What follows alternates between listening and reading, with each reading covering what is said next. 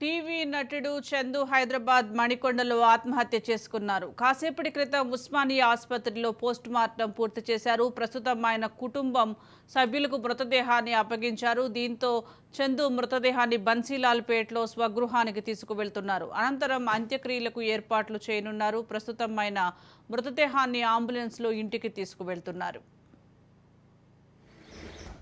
11 ఆ టైంకి వచ్చి 10:30 ఆ టైంకి వచ్చేవారండి.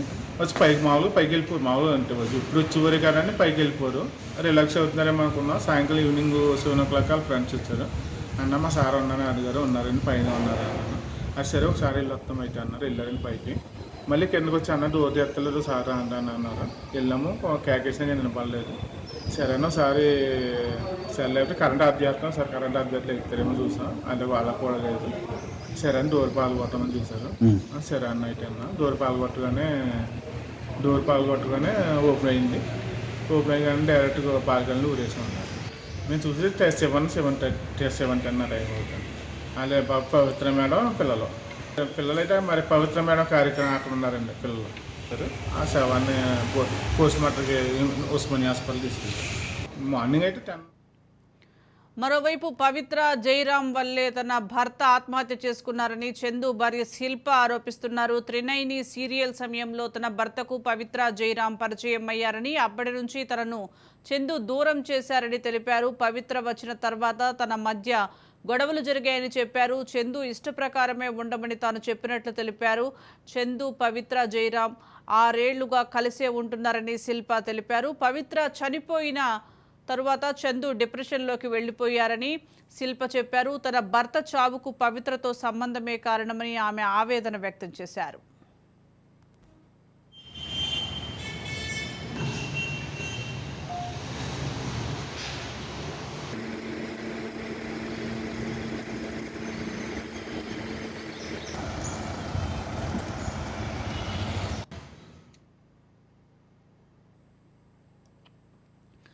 టీవీ నటుడు చందు హైదరాబాద్ మణికొండలో ఆత్మహత్య చేసుకున్నారు. కాసేపటి క్రితమే ఉస్మానియా ఆసుపత్రిలో పోస్ట్ మార్టం పూర్తి చేశారు. ప్రస్తుతం ఆయన కుటుంబ సభ్యులకు మృతదేహాన్ని కూడా అప్పగించారు. దీంతో చందు మృతదేహాన్ని బన్సీలాల్పేటలోని స్వగృహానికి తీసుకువెళ్తున్నారు. అనంతరం అంత్యక్రియలకు ఏర్పాట్లు చేయనున్నారు. ప్రస్తుతం ఆయన మృతదేహాన్ని అంబులెన్స్లో ఇంటికి తీసుకువెళ్తున్నారు.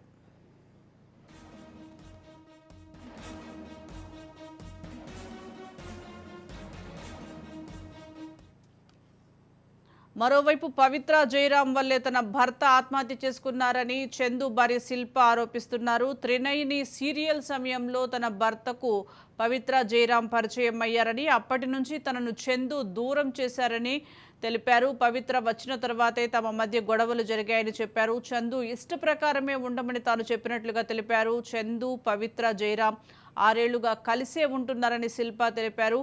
పవిత్ర చనిపోయిన తరువాత చందు డిప్రెషన్లోకి వెళ్లిపోయారని శిల్ప చెప్పారు. తన భర్త చావుకు పవిత్రతో సంబంధమే కారణమని ఆమె ఆవేదన వ్యక్తం చేస్తున్నారు. దీనికి సంబంధించి మరింత సమాచారం మా ప్రతినిధి కృష్ణప్రసాద్ అందిస్తారు. కృష్ణప్రసాద్ చెప్పండి, చందు మరణానికి పవిత్ర జైరామే కారణమని ఇప్పుడు చందు భార్య ఆరోపిస్తున్నారు. అప్డేట్స్ ఏంటి? సుజాత సీరియల్ నటుడు చందు మృతదేహానికి పోస్ట్ మార్టం పూర్తయింది. సికింద్రాబాద్ లో తన ఇంటికి మృతదేహాన్ని తరలిస్తున్నారు. అయితే ఈ సీరియల్ చందు ఆత్మహత్యపై ఆయన భార్య శిరీష స్పందించింది. తనకి ఈ చందు స్కూల్ డేస్ నుండి పరిచయం అంటూ ఆమె వెంట దాదాపు ఒక 3 ఏళ్ళు పడిన తర్వాత కూడా ఒప్పుకోకపోయినా చిన్నగా ఎలా ఒప్పించుకొని చిన్న 12 ఏళ్ల తర్వాత వాళ్ళ ప్రేమ తెరపడింది. 12 ఏళ్ళ తర్వాత ప్రేమించుకొని చేసిన తర్వాత ఈ 2015లో వీరి వివాహం జరిగింది అనమాట. 2015 తర్వాత వివాహం జరిగిన తర్వాత కొద్దిగా వాళ్ళు బాగానే ఉన్నప్పటికీ త్రినేని సీరియల్ లో ఈయన నటిస్తున్నప్పటి నుండి పవిత్ర జయరాంతో పరిచయం ఏర్పడింది. అప్పుడు పవిత్రతో పరిచయం ఏర్పడటానికి శిల్పాకి దాదాపు దూరమైందని చెప్పొచ్చు. ఆమెకి ప్రత్యక్ష నరకం అనేది చూపించారట. కొన్ని నెలల పాటు శిల్పాన్ని కూడా రాత్రంతా కొట్టి టార్చర్ పెట్టేవారని, డ్రైవర్ చేయమని బలవంతం పెట్టేవారని, తన బిడ్డలను కూడా అసలు సరిగా చూసుకోకుండా పవిత్రకు ఉన్న పిల్లల్ని మాత్రం తన సొంత పిల్లల చూసుకునేవాడని, తన పిల్లలకు మాత్రం స్కూల్లో అయినా ఎక్కడైనా తన ప్రోగ్రెస్ రిపోర్ట్ లో కూడా సంతకం కూడా చేయడానికి కూడా ఇష్టపడేవాడు కాదని ఆమె చెప్పుకుంటూ వచ్చింది.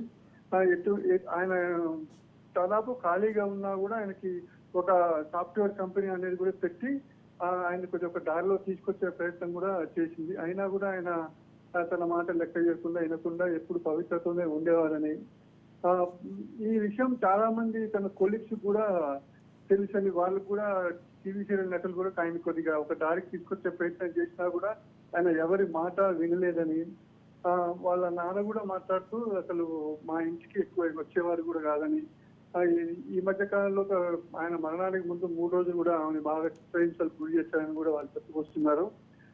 పవిత్రలో రిలేషన్ లో ఉన్నప్పటి నుండి కూడా తల్లిదండ్రులు భార్యలను పట్టించుకోలేదని కూడా వాళ్ళు పాపం వదిలేసినట్లు వాళ్ళు చెప్తున్నారు.